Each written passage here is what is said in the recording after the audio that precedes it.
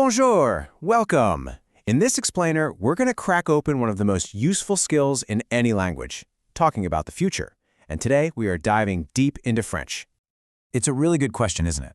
I mean, whether you're planning a trip, just trying to order a coffee for later, or maybe dreaming about living in Paris one day, you gotta have the right tools to talk about what's coming next.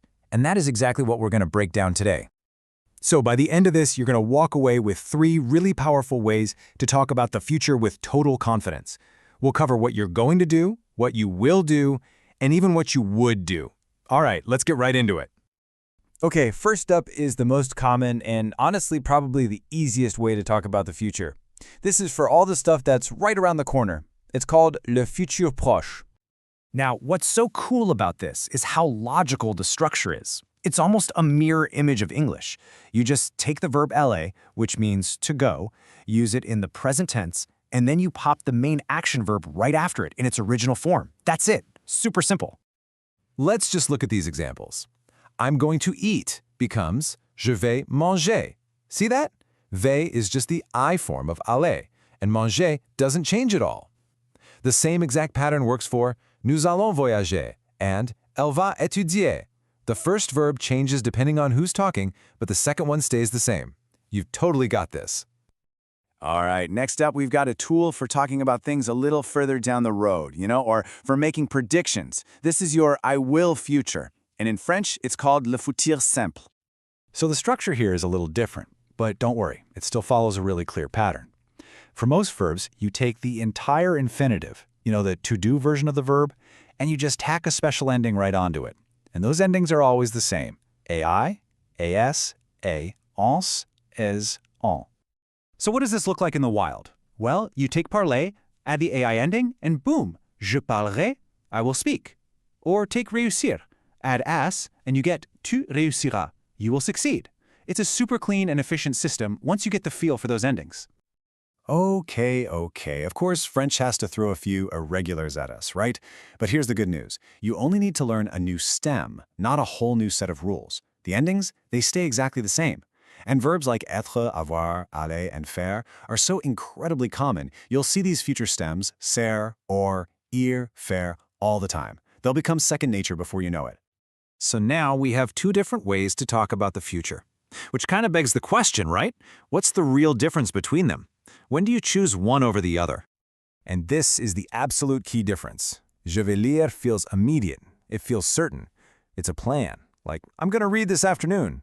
But je lirai, that feels more distant, more like a general intention or maybe a prediction. I will read that book someday. So here's the bottom line. One is for the definite near future, and the other is for the less certain, more distant future. All right, let's add our third and final tool to the kit. And this one, it's not just about time. It's also about tone, about being polite, and about possibilities. This is the conditional, your would tense. Seriously, this is your secret weapon for sounding super polite in cafes, restaurants, shops, you name it. Instead of saying, I want, which can sound a bit demanding, you say, I would like, je voudrais. It's also absolutely essential for talking about what you would do if only things were a little different. And just look at how versatile it is. Je voudrais un café is the classic polite request. That second example, that's pure dreaming. If I had money, I would travel. And elle serait heureuse describes a hypothetical situation. She would be happy. It is incredibly useful. All right, enough theory. The absolute best way to learn this stuff is by actually doing it. So now it's your turn to put these 3 future tools into action. You ready? Okay, take a second and think about it. This feels like a plan, right? Something happening pretty soon. So which structure are you going to use for that? That's it. Je vais apprendre le français. You use the futur proche because it's a near, definite plan. It's just aller plus the infinitive. Perfect. Okay, let's try the next one. This sounds more like a long-term goal, doesn't it? Something that will happen eventually. You got it. Je visiterai le Canada. You take the infinitive, visiter, and just add that ai ending for je. This is a job for the future simple. Nicely done. And last one, the polite request. Picture yourself in a French cafe. You want to be courteous. What are you going to say?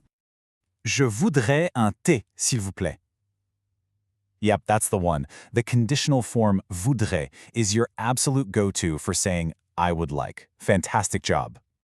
So let's just recap.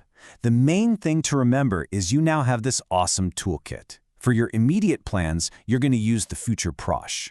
For those more distant dreams or predictions, you'll use the Futur Simple. And for being polite or talking hypothetically, you'll use the conditional. 3 tools for 3 different kinds of future. All right, now the ball is in your court. It's your turn to really put this into practice. Using the Futur Proche, the going to future, tell us one thing you are going to do this week. Go ahead and drop your sentence in the comments below. We can't wait to see what your future holds. Thanks for joining us.